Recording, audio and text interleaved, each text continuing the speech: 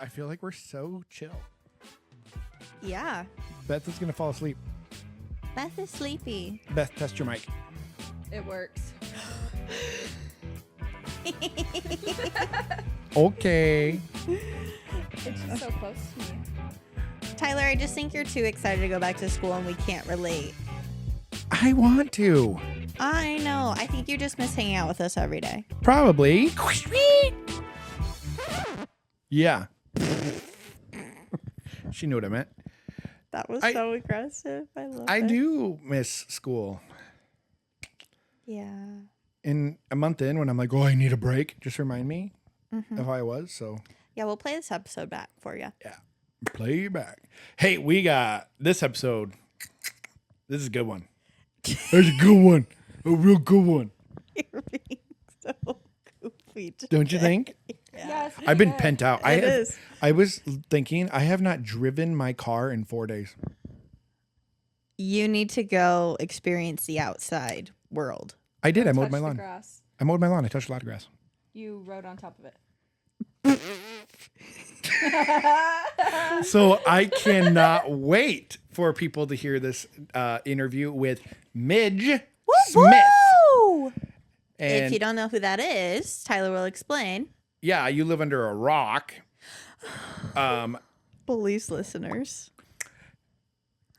Police listeners? Bullies. Bully. Go to Netflix, type in a show, Love on the Spectrum, USA. USA. Ooh, there's a non-USA version? Australia. I would watch just for the accents. Yep. Okay, anyway, US version. And a great show. Like, before we were even doing the podcast thing, I knew about this show. My wife love it. watched it and told me about it. I'd seen a couple episodes. But there's a gentleman on there, Tanner. Netflix's biggest ray, Sunshine. Yes, award winner.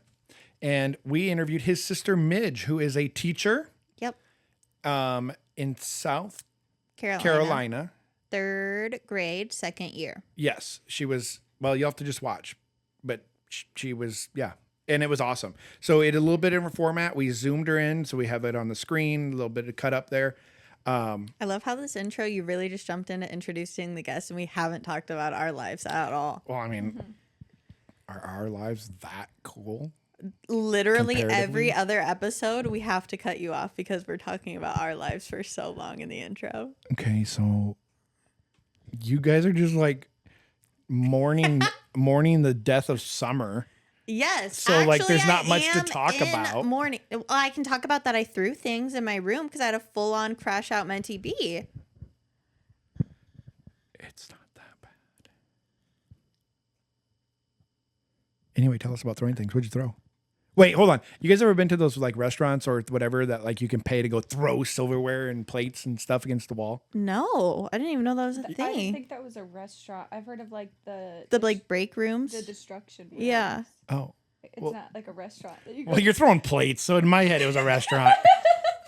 No, they're literally like an escape room, but you like go and like break shit. like you have a bat and things. Like you go and break old TVs. Like they have whole rooms set up for you to just Yeah. go. What? A Okay. rage room is what it's called. Wouldn't it be cool if it was a restaurant and when you were done, you went and threw your plates at the wall, like in the designated area? Yeah, I just don't know how cost effective that would be as a business model, Well, though. you charge You wouldn't have $5. to have a lot of dishwashers. Valid. The money you spend on dishes. And you could have them pay what, an extra $10, $12. True. You could Yeah. just go to a Right. thrift store too and like buy all your plates. You Hey, don't even have if to you have are an nice ones. entrepreneur and you've been thinking about a restaurant, hit up Gavin with the Gaggle. We got you. Like, bet that was a good call. No dishwashers, water bills. No, like, you don't have to have much water to run the dishwashers, the people. The Yeah. emotional regulation from the adults. Literally, Being able to though. let out their anger before they go back out. You just need cooks and servers. Yeah. Bam. Okay. You ever watch Emerald? Bam, bam. Bam, bam, bam. Yeah. I used to call him the Bam guy. The Bam guy. I love Emerald Lagasse. Yeah. Bet you didn't know that was the last name. Nope, his name is Emerald the Bam guy. Bam, bam. What's new? Okay. No, we've already had you. You were throwing things in your room. Bamming. Yeah, I did also do a craft fair in Homer, and that was pretty Homer, good. Nebraska, not Yeah. Homer, Alaska. Correct. Homer, Nebraska. It was pretty Those good. rhyme. Yeah, that's on the back of Marty's bus. It says from Homer, Nebraska to Homer, Alaska. I made him a cute little logo. Oh, that's cute. Yeah. Yeah. He drove backwards to go to Homer, Nebraska to start his journey and then drove to Homer, He drove in Alaska. reverse. Beth, what's new with you? I am drowning in stress. I just have a lot of things to do and not a lot of days to do them. We got a lot of time and not a lot to do. Up, flip that, reverse it. Yeah. Willy Wonka style. Dun, dun, dun, and reverse it. Dun, dun, dun, dun, dun, dun, dun. That's Missy Elliott, not Willy Wonka. Yep. Yeah. Well, Yeah, I have to pack. I go to Wisconsin Thursday morning. the Are things you you're going to doing are fun Wisconsin things. Dells? We are next week, so we're starting out on the way there. We're going to my little tourist attraction that I wanted to go to. What is it? It's called House on the Rock. Ooh. And they say it can take up to like 2 days to get through, but from what I remember, there's like an outdoor sculpture garden walkthrough area, and then there's just a bunch of rooms of nonsense, like this room of just all velvet walls. That sounds so fun. Yeah, like it's just That's in it's Wisconsin ADHD too? heaven. Yeah, and then we'll go to Chicago on I Friday, want to go to Wisconsin. and then we'll go to the Science Museum on Friday. Mike, I want to go to Wisconsin. I want to feed the red panda and go to this house. Mm-hmm. And then we Tyler's have- so annoyed with us. I today. know. He asked what was new, and now I'm telling him, and now he couldn't care less. Because he just wanted to talk about Midge because he's really excited. No, I want to talk about what I did this Oh week. my God. We'll let Beth finish. then Sorry, you I'll should- stop I know. interrupting her. She's talking about a science museum. I'll stop interrupting. in a house on and the then rocks. we have a family reunion on the weekend, and then Family we're going reunion. to Wisconsin Dells. The Dells. There's a zoo there and you can feed red pandas. Ashley and her zoos. I think we talk about Yeah, we do that talk about in the this zoos. episode. I invite Midge to bring Tanner to the Omaha Zoo. Yes. Remember when I was like, guys, don't let me be weird. I fangirled so hard. Invites them to the Omaha Zoo. Talks about favorite zoo locations. I think we talked about the San Diego Zoo. Yeah. Yep. I love the zoo. And we talked about the Indianapolis Zoo where Marty almost got kicked out for holding the shark fins. And then Touch Tank. Wait, you didn't tell us he almost got kicked out. I've heard that before. Oh, I think I talked about that when I was telling you should go to the Indianapolis Zoo when you were going. We drove by the Indianapolis Zoo like a dozen times. And you didn't go? Wow, rude. I watched Happy Gilmore too. Hey, I did too. I did too. What? A lot of people I've seen, like, you either hate it or you love it. Where were you guys? Indifferent. Boo. I thought it was good for what they left us with in the first Happy Gilmore. Like, the Happy Gilmore didn't really have a lot of like strings and storylines to build off of. That's So I thought for really a that great way to put that. reason it got its job done. It made us laugh. Are you guys conservatively, how many times have you seen Happy Gilmore? One. 25 to 30. So a lot. Oh, yeah. Okay. I love Happy Gilmore. One of my, I don't know, top 3 Adam Sandler movies, maybe like top 10 all-time movies. I felt like as a standalone movie, Happy Gilmore 2 was like meh. But as a complete callback and like just the amount of like cameos and shit. in it, 74, I heard. 74 and like big cameos. people. Yeah. Eminem. Yeah. And the story of how that came to be was pretty interesting. Like he did not want to ask Eminem. He's like, I didn't want to bug him. Like, he's a busy guy. And Literally me with Midge. Kelsey Plum from the WNBA, Reggie Bush. The one that the thing I loved is obviously his Adam Sandler's daughters and his wife. Did you know that? Mm-hmm. Beth is looking at me like, no. I was thinking about something else, so I just started listening to you. That's why I'm looking at you. And the other actor, the guy that plays Hal. Welcome to my world, Grandma. Yeah. That guy. Like, now your back's going to hurt. 'Cause Yeah. You just put landscape into it. His son was in it. Yeah, Mike says that every time he has to help with Ashley Ray makes things. Because, yeah. I'm tired, Grandpa. That's too damn bad. No, not that one. Oh. That's what I was thinking. No, he's always like, he'll like joke about like, oh, my My back hands hurts. And I'll be like, yeah, well, now your fingers are going to hurt because you just pulled lanyard duty. That's good. Yeah. I I didn't know who Bad because- Bunny was. Did you? Yeah. No, Ashley were didn't. asking Ashley? Ashley didn't. Oldies. Yeah, I just don't really get out of Law and Order much. No, but Bad Bunny is also so big in the Hispanic community. Like a lot I of our know- kids know. Like yeah. his songs. Well, I know, but I don't know. I know don't the that. concept of Bad Bunny, right? Like, I know music and Bad Bunny exists. I would not know Bad Bunny if Bad Bunny ran into me. Or was on a movie that I watched. Well, I was also painting because I've been working on my fairy garden. I eat pieces of you eat pieces for breakfast? I thought it was really cute that he had a little scene where now I can't remember his name, but Cameron. yeah, he was on TV, like a scene from Jesse that he was in was on. Because in Grown Ups, that actor played his son. Yeah. I thought that was really cute. Yeah. Nice little nod. Yeah. Gavin judges movies. Oh my God. No. No, thank you. So, anyway. Now you can get back into your. The interview is great. Yeah. Um, It was a really good time. I feel like it was one of those that I was just like, whoa, what the heck? Like, you actually want to talk to us? Like, we're 3 teachers in Iowa. I will admit we cut the video, and I was like, okay, I have some questions, like, because just getting to know her personally was like pretty cool, and just very like genuine, and Yeah. like I just think too to like she took time out like an hour of her day to talk to us, like 3 nobodies, right. you know, like And like she was like, yeah, we were on Kelly Clarkson twice and met Jack Black, and I'm just like, you're talking to us? Why? Yeah. What? But I couldn't have felt any more important to her. Like, she gave us her full attention, answered questions and asked questions. Like Midge was like asking about us. Yeah. And I found that was kind of cool. Like, because we're so cool. yeah. Right. But yeah, we don't need to delay it much longer. Beth's going to fall asleep if we do. All right. Let us know what you think. Also, if you're a person listening to this for the first time, go back and listen to all our other episodes. Yes. And if you'd be interested in being on the podcast, let us know. Shoot us an email. I think it's on all our socials, or message us on any of our socials. Yeah. Get to know the gaggle. Gab with us. Gab with the gaggle. Beep, beep, A Silly Goose That's teacher good. production. Wah, wah, wah, wah. With that, enjoy the episode. Jinx. Bye.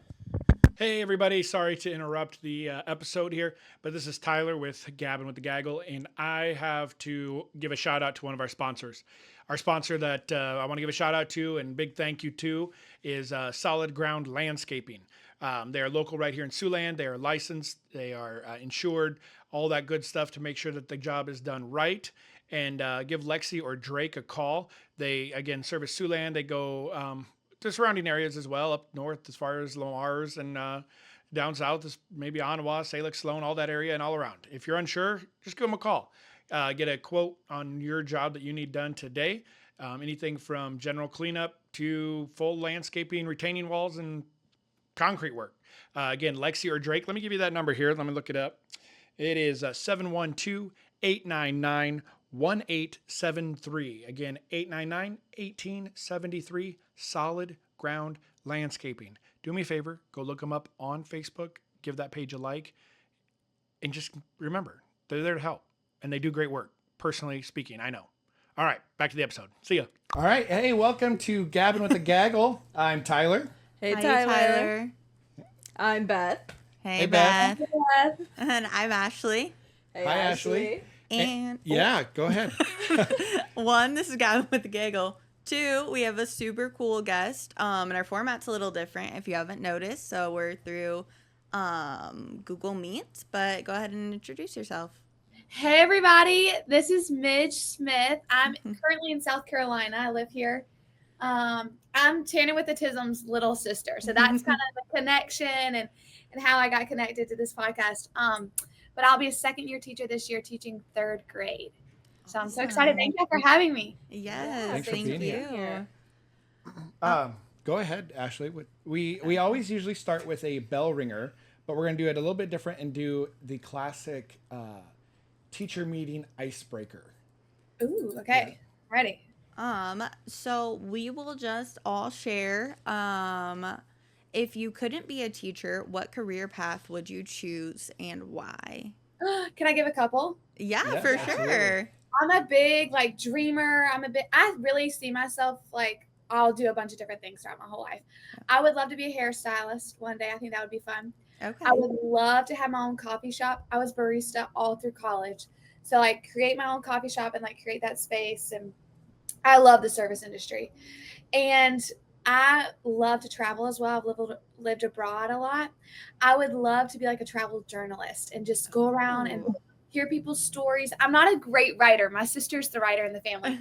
I love to talk to people, like strangers, and just hear their stories. Clearly, I'm like very, social, and Yes. and I also love to travel. So right now, I'm like praying about a way that I can travel and hear people's stories and document it somehow. That would be so cool. Yeah. What about you That'd be guys? so fun. Anybody? My main things, I would love to be a marine biologist. Oh, That would be a lot of fun. Or a wildlife photography person. Okay. Photographer. Photography person. Right. Like, it's so close. Suffix on there. Or just something, in the service industry, but more on like the chiller side of coffee shops and things like that. yeah, sweet. Maybe we can open one together, but I'm not moving to Iowa. So. That would be a great excuse to get out of here. I mean, South Carolina, you could be like closer for some marine life. Yeah. Yeah, we could go to Charleston. There you go. I thought I had my preconceived thought, and then you were kind of sharing yours, and it made me realize like I just love talking to people, and I don't. I'm gonna say be an entertainer, but not in the sense of like like not like a movie person, but Somebody like come get him.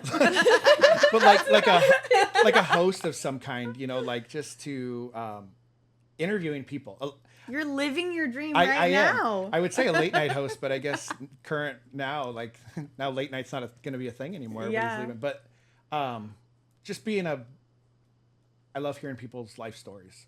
Yeah, me too. That's awesome. Yeah. That's a good one. I feel like I've always had this dream of giving tours at the zoo. I know that's so random, but I think I just love to go to the zoo. And I don't really know a lot of facts about animals, but I could be like, hey, there's the tiger. That is so true. You and Tanner could partner up because he loves the zoo and he would Yes. be amazing at that job. So you both should move to South Carolina. We'll open up a coffee shop and you and Tanner can be. Dude, yes. Well, if you guys come to Nebraska ever, Omaha is like the world's best zoo.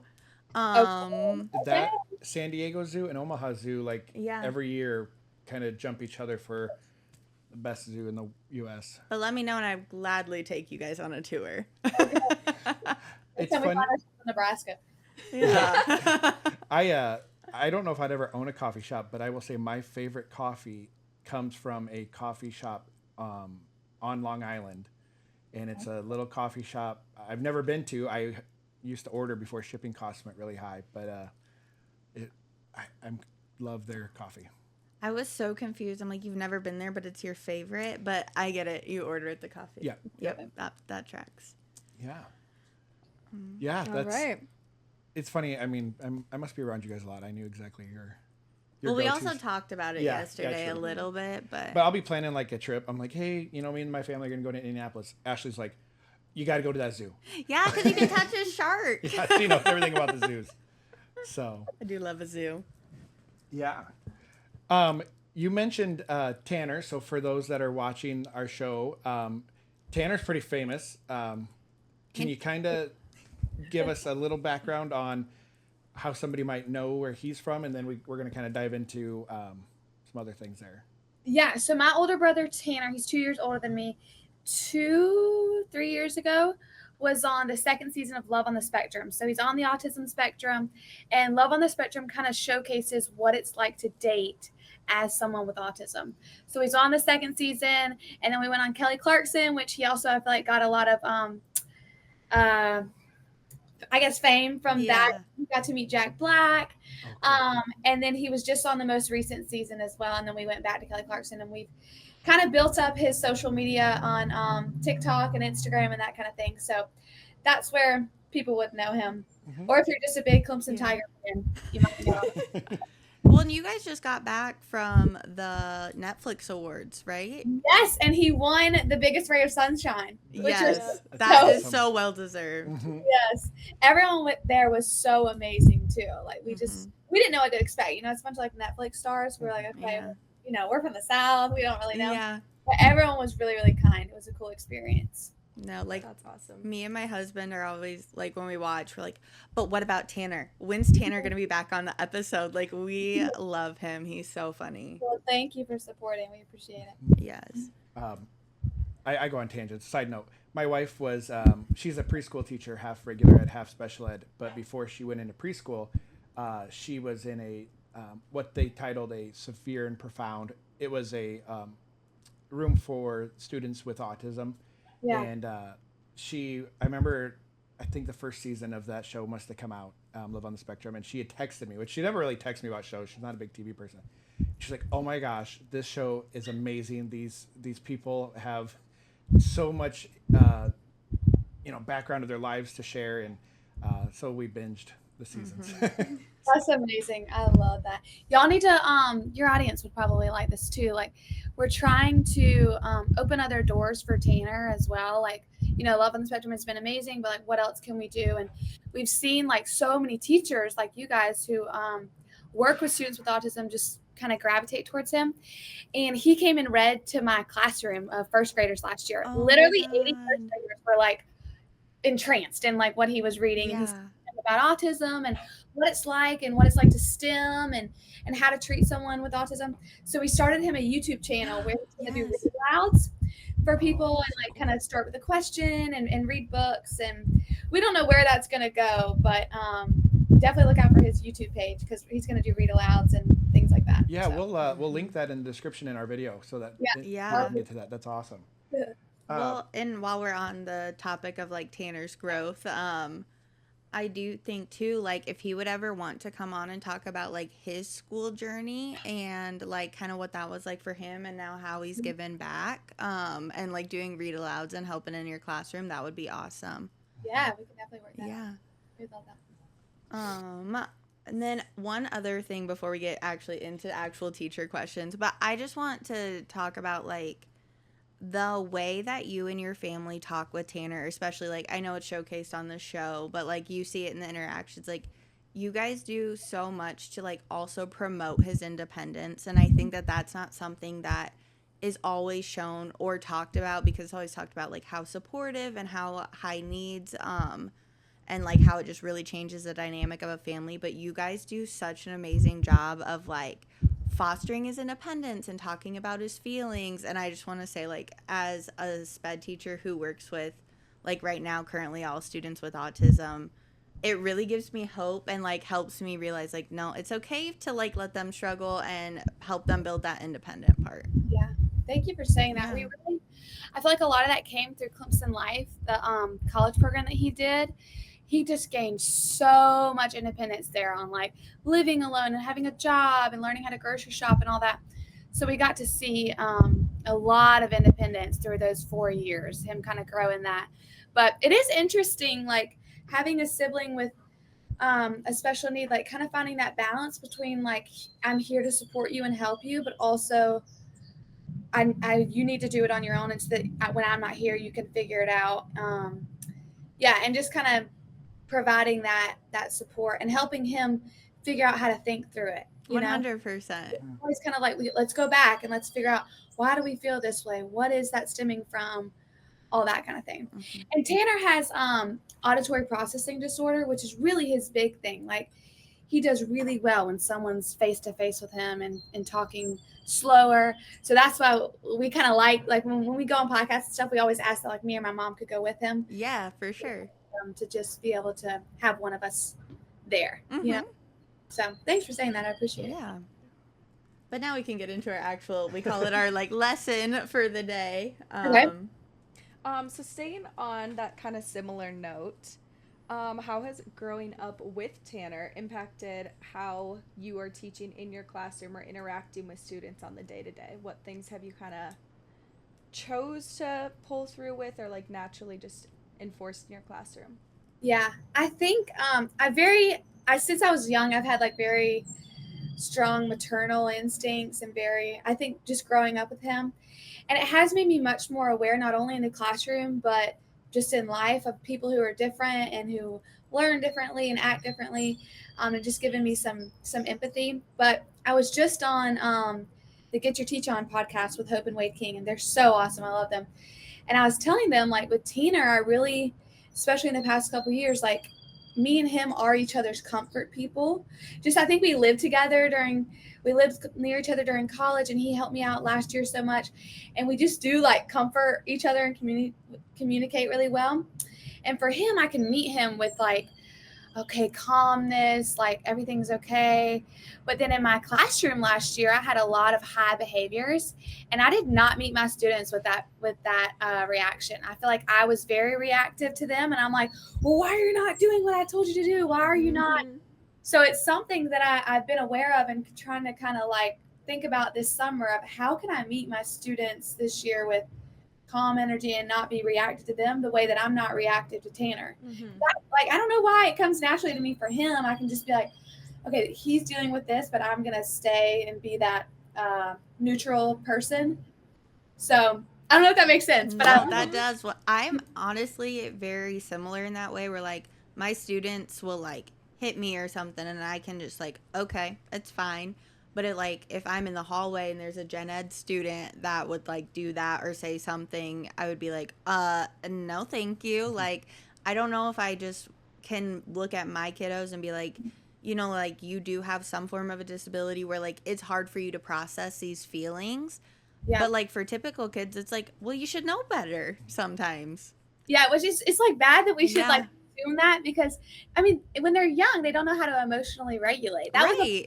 That's a part of teaching that I'm like, I didn't think about that before I went in, that like I'm not only teaching them the content, like I'm helping them to learn like how to process their emotions. Yeah. You know, which is such a huge part of teaching. And I'm like, oh, I don't exactly know how to do that, but yeah. Like asking the questions, what are you feeling? Why are you feeling? And they're like, I don't know.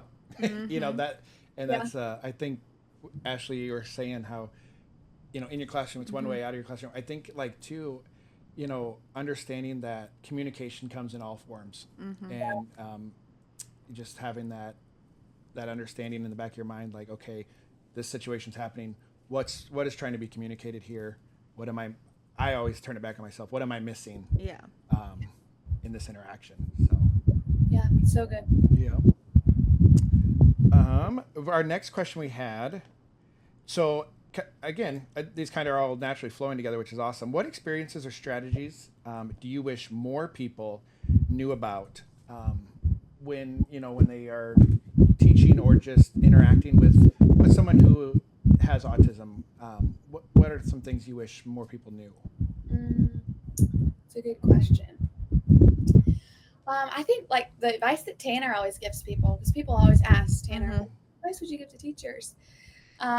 He always says like patience, which I think for me, like teaching in a gen ed classroom, I want to focus on slowing down this year of like, you don't have to be in such a rush. Like, let's make sure everyone is safe and everyone feels safe and comfortable before we keep moving. And it's okay to kind of like go backwards a little bit sometimes. So I think I'll say this more clear, but I think slowing down and having patience, and then like you're saying, communication of like getting on their level, even just like lowering yourself, like your body, and making good eye contact is so important. You know, we're bigger than them, and feel more safe if we're on their level. But I also didn't have like special education training because I'm a gen ed, so I feel like you guys probably would have more to say on that. And the things that I do with Tanner, I feel like just naturally come just because I've learned him. Yes. You know? Yeah. It's funny you say that. Like, I was looking for a gen ed class to teach. So I didn't go through, during my normal schooling, I didn't go through the special ed training. Oh, but really? I was don't want to turn this, but I was a sign language interpreter for 10 years. And you, So what? That's awesome. yeah, you had mentioned that Tanner went to, you said Clemson life and learned how to like shop and stuff. So one of the things I did during the summers, I had a student who had Down syndrome and was also deaf, and I would go and meet with him, and we would go to the grocery store, ride public transit, go to the movies, just do life things. So when you said that, it kind of hit me like, oh, that's kind of similar. So I didn't necessarily get that those classes of SPED, but like our year 13 program was what it was called, because it was students who graduated high school but could stay through until they're 21. Yeah. Autism, awesome. Down syndrome, all of the stuff there. So And those years, I feel like, are just hard for someone. Like when you're done with high school, and it's like, okay, what's next? For a lot of people, there's that gap of like, we don't know where to go. Yeah. So it's awesome. absolutely. Well, and I feel like you go through all of your school career with all this support and this whole team of people, like your IEP team, helping plan out their life. And then it's like, okay, you're graduated. Like, you don't necessarily know what those other resources are. Yeah. It's a big leap off of the cliff, like into the unknown. Yeah. Well, and I think too, how you talked about like teaching kids like about feelings and stuff. We have the luxury of like in SPED, you can have a social skills time. Yeah. But when you're in the gen ed setting, it's like, okay, yeah, maybe we're working on math, but right now you're really not regulated. So being able to find that balance of like incorporating that into your day to day, I think would be so hard. Yeah. Definitely an adjustment. Mm-hmm. We always talk about how, like, people are like, oh, SPED teachers, you got so much. But like, I look at a gen ed teacher, I'm like, oh, you got like 20 to 30 kiddos in there. And where my natural is like, okay, let's take time and work through this. You got 25 other students ready to continue with math. Yeah. You have one or two that's dysregulated, but then the rest are like, oh, let's go. Like you gotta Yeah. and it's like, huh? Teaching, like y'all are saints. Teaching all of us, I'm like, it's so hard. Yes. Yes. People don't realize, How many kids do you have in your class? Like, what's your class size like? So my first grade last year, I taught first grade last year, and I had 20. I kind of had some come in, some come out, but right around 20. Okay. I think I had 21, and then I had 19. Mm-hmm. I think I ended the year with 19, actually. Okay, sweet. Okay. That's what is ours? About mid-20s in our district. Yeah, just kind of depends. Yeah, on the grade level. We're one of the bigger schools in the district too, Yeah. I think. I think our district is the 4th or 5th biggest district in the state of Iowa. Wow. So but that's not saying Yeah, a no. ton. There's only what 4 high schools if you count the private Yeah. one in Sioux City, but How many sections of like 3rd grade teachers are there? This year, this is crazy. I grew up in St. Matthews in a school where like I had 24 people in my entire class Oh, wow. from kindergarten to 12th grade. The school that I'm teaching at this year, the new school, I will be the 7th 3rd grade teacher. Isn't that crazy? that's insane. So That's that's a lot of yeah. kids. So you have a much bigger. Yes, which I'm really excited about it. It's a beautiful school, but even like to plan, like I'm gonna have someone to plan. I'm planning math this year. Like I'll have someone to do that with. Mm-hmm. Second year teacher and my first time planning math, I'm excited to have that support, Yeah. and that kind of thing, and people to just collaborate with. So it'll be interesting though to be in such a big school. Yeah, for sure. You had to go from your personal experience of such a small, Yeah. knowing everybody, to, wow, boy, that's large. That's a lot of kids. So We have 4 sections of 3rd grade. Well, yeah.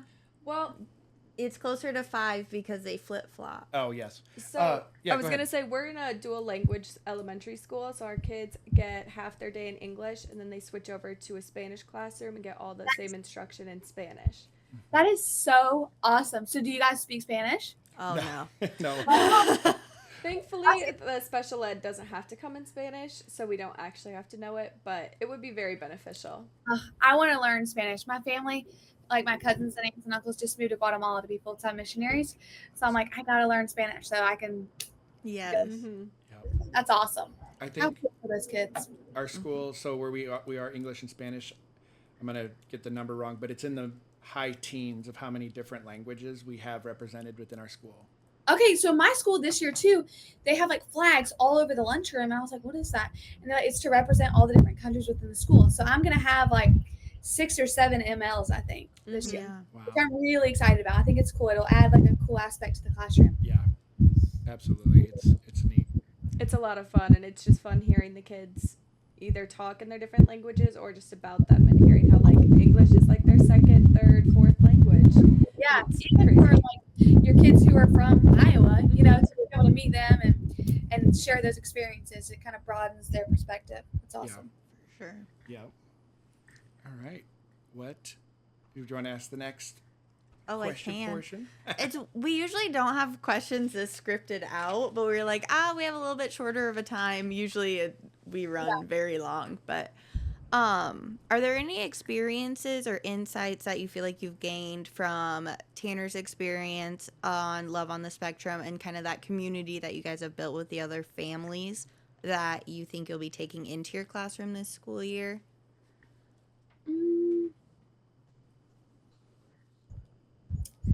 I don't know. Like, I feel like I've always been around diverse Mm-hmm. people and people groups and a special needs community. Like Tanner went to a high school that was centered towards people with learning disabilities, and so I've kind of been exposed to that a lot.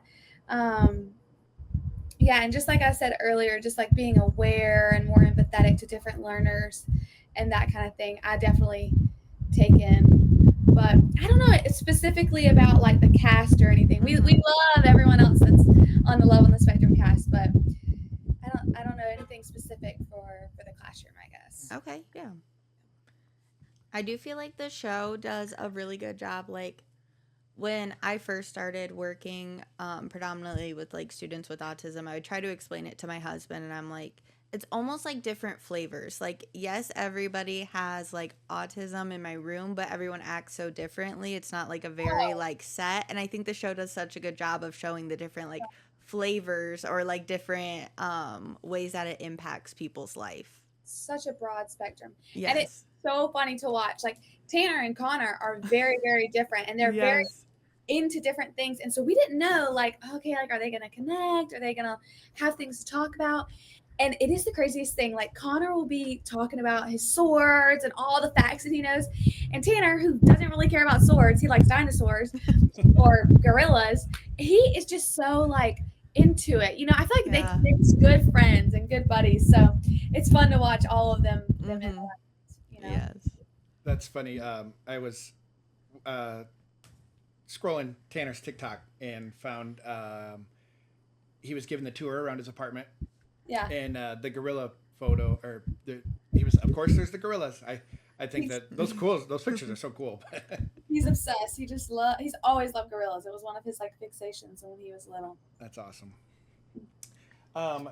So kind of just, I guess, kind of going on the staying on the teaching track here.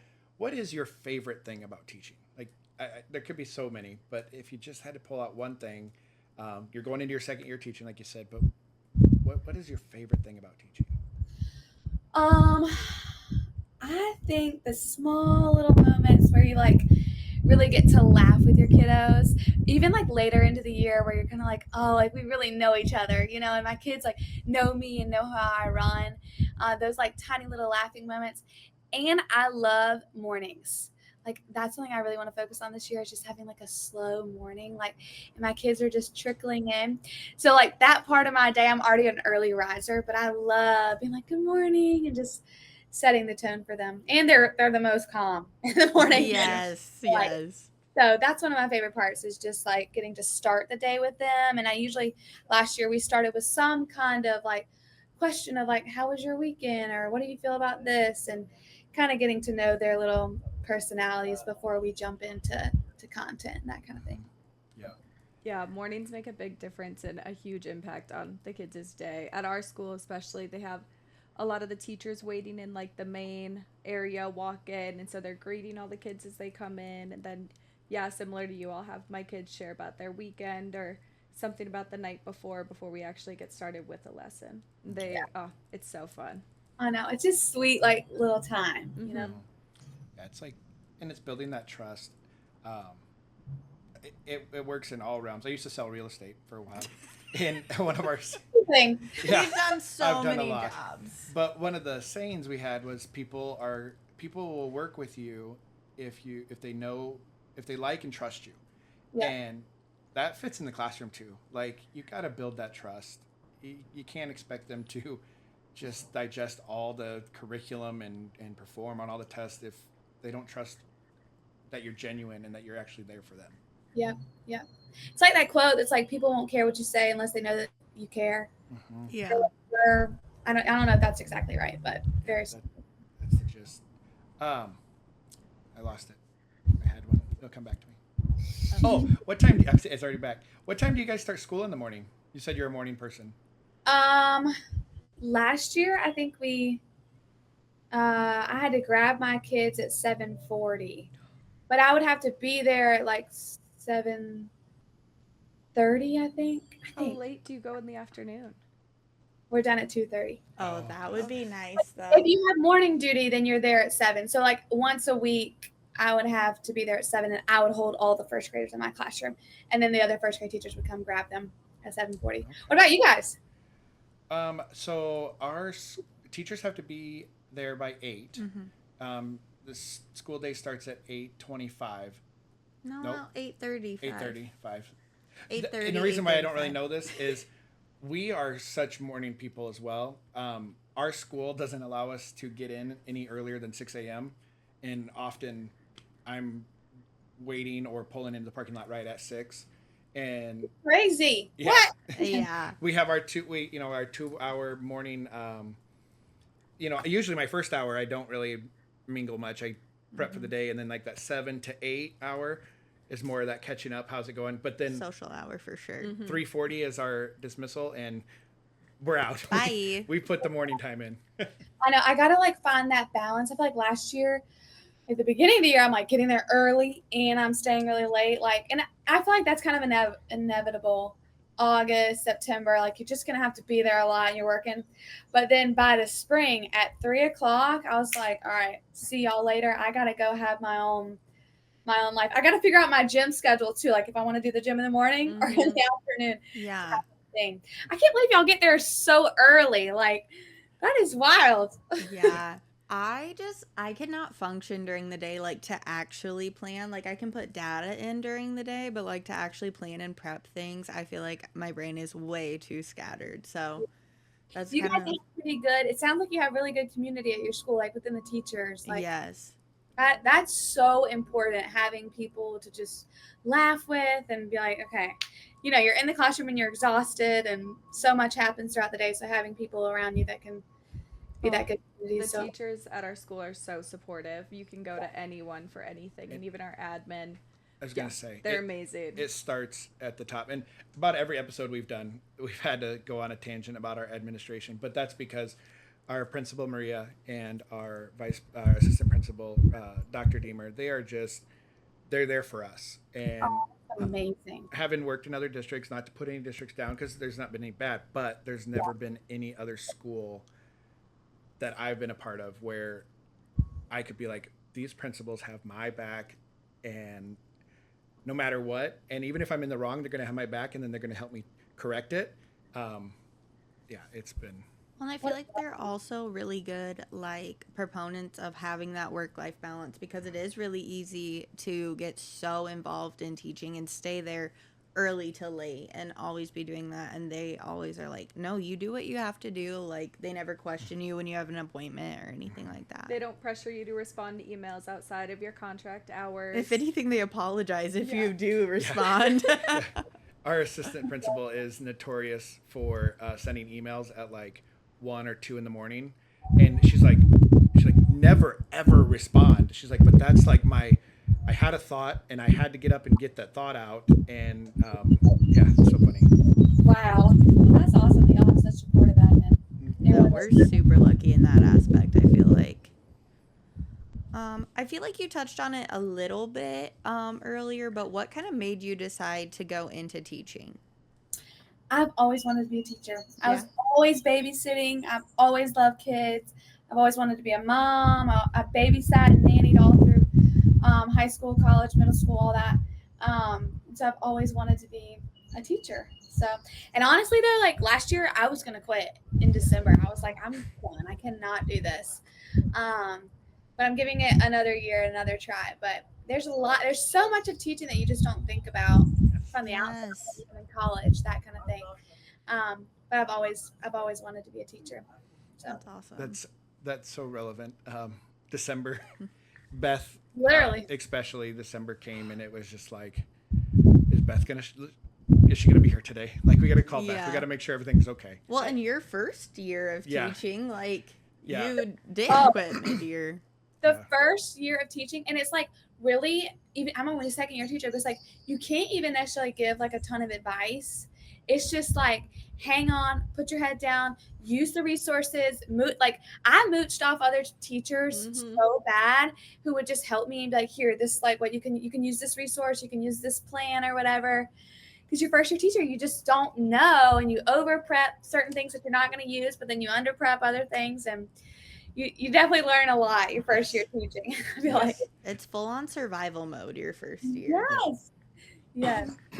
Yep, you have. It's like every 5 days is like a good refresher. It's like, oh yeah, I do really love it. Or like little things throughout the day. It's like, okay, we like the job. It's gonna be okay. I can see the other side. So much self-talk, like, okay, you can do this, you got this, you got this. Yeah. But then I really just felt like it was never going to end. Like November time, I was like, I'm never going to get out of this. This is horrible. And then by like April, you're like, wait, summer's coming. Like it's almost here. Like that. The spring is really, it does fly by. And then you get summers off and you're like, oh, okay. Like we work really, really hard when we work hard, and I still work throughout the summer, but you get those nice breaks, which is good. Yep. I wanted to, and the girls might say you're jumping one, but you've mentioned going to the gym, and one of the things, how does fitness fit into your family? Ashley's mentioned that. Your dad is so jacked. My dad. Okay, so my dad was a bodybuilder in college. So he Okay. literally, from like the time I was born, like has been just weights. And my mom has always really been into fitness. She's always done some kind of fitness instructing, whether it was like, I don't know what they used to do in the old days, like not the old days, but when I was, Jazzercise. you know, like the step stuff. Where you're Oh, like, yeah. She was that lady, and like they were always doing triathlons, and my dad like was doing kayaks for a while, and then road bikes and all that.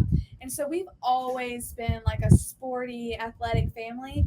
But then last year, my first year teaching, I really fell into the gym as like my therapy. Honestly, like I would go to school all day. I love a slow morning like you. Like I'm an early riser, but I like to like get up, read my Bible, drink my coffee, chill, Yes.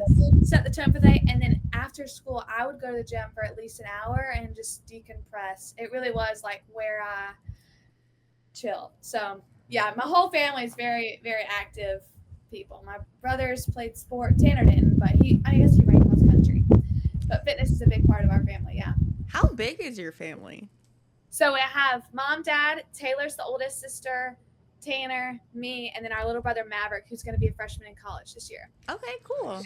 But we grew up, we had like the perfect childhood, like Friday Night Lights, literally like my family and then my grandparents right across the field, and then my aunt and uncle and our 7 cousins were right there. Oh, fun. So we're very, very close, and we grew up very blessed, like on the farm all together.